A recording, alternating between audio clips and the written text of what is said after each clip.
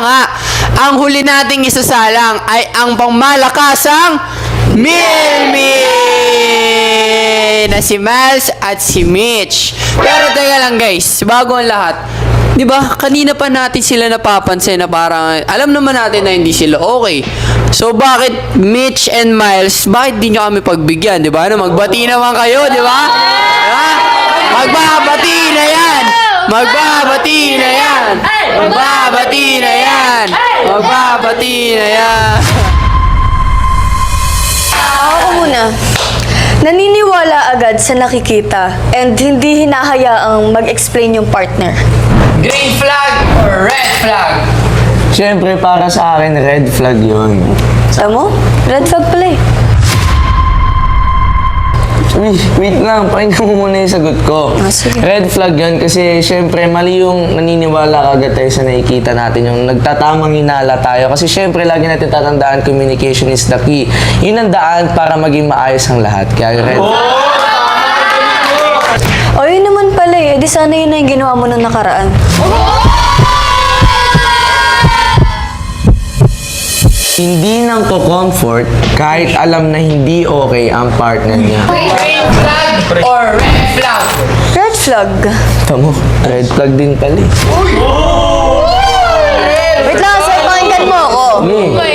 Sige. Red flag yun kasi kaya nga kayo mag-partner eh. Dapat nandyan kayo lagi para sa isa't isa.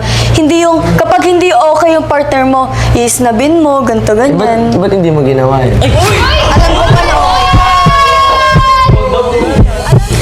Nag-walk out sa away. Green flag or red flag? Para sa akin, red flag yun. O, di ba? Ba't mo ginagawa?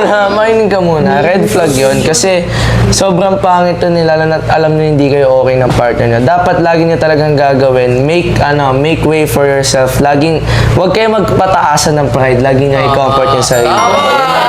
Okay. Laging open at merong honest communication. Green flag or red flag? Siyempre, green flag yun. Ba't di mo ginawa?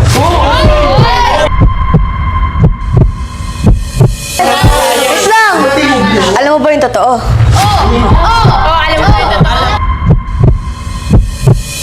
Sineset aside yung pride para makipag-ayos. Green flag or red flag?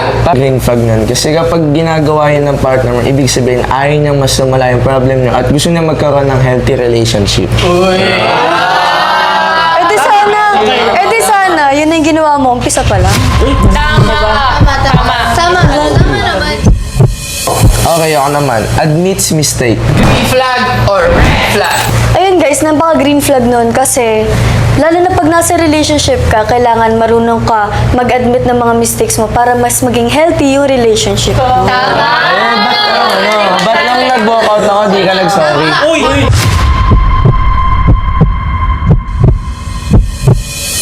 Eh bakit? Tinatawagan kita, di ba? Hindi ka nasagot. Paano ako magsasorry? Okay, last question. Tumatanggap ng regalo at ume-entertain ng ibang lalaki. Green flag or red flag? Siyempre, green flag yun.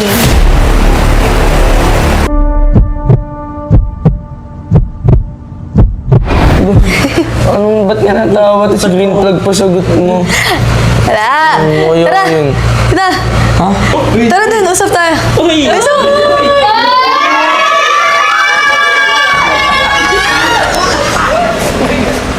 Oh. Ano ba yun? Di ba nanalo ako ng prom queen? Ngayon, kinausap ni Derek, si Daddy, para gawing guest yung king, yung kapartner ko sa prom, which is si Ishiro.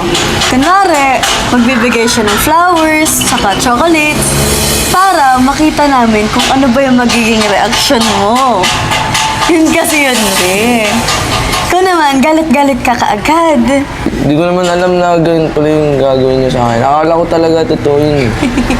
Siyempre gusto lang namin makita kung ano ba yung magiging reaction mo. Tapos, Yun lang naman yun. Hindi ko pa kilala yung lalaki na yun. Hindi nagtaka talaga ako.